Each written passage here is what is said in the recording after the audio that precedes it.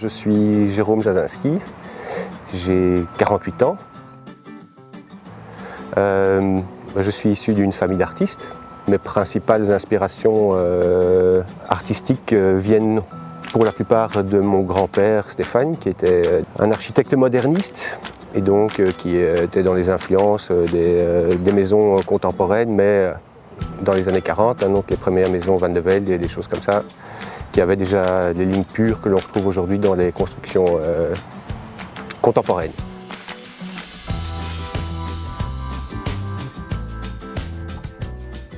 J'ai passé pas mal de temps dans son atelier de sculpture en Ardennes, dans sa maison de campagne.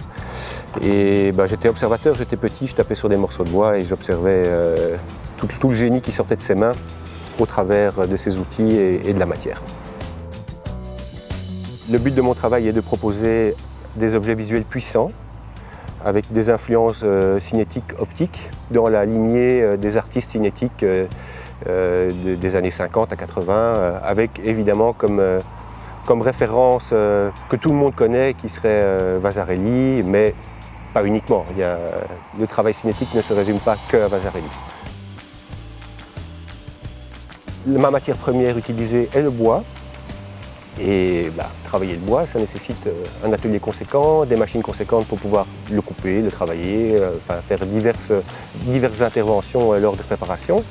Le processus en lui-même est long et fastidieux parce que peindre 400 pièces de bois de petite taille, ça demande toute une préparation, une réflexion pour pouvoir obtenir des résultats optimums à la peinture. Mon travail ne fonctionne pas si les peintures ne sont pas parfaites. Le travail cinétique, le travail optique, ça doit être parfait, les alignements, le placement des pièces. Voilà, je dois essayer de friser avec ou de frôler la perfection dans le travail.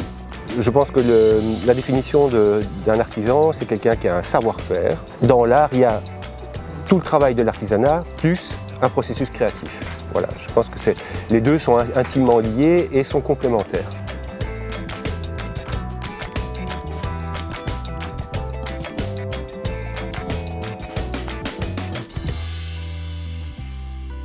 La diffusion de mon travail au travers des réseaux sociaux et le retour que j'en ai par rapport aux gens qui peuvent observer mon travail.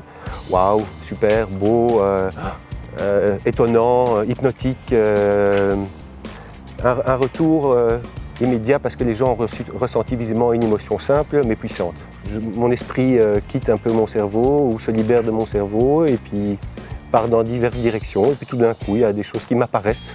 Des dessins, des visuels m'apparaissent en tête. Je fais un petit croquis et puis après ça, je me dis voilà, je tiens une base de quelque chose et puis j'essaie de travailler sur ça, de décliner.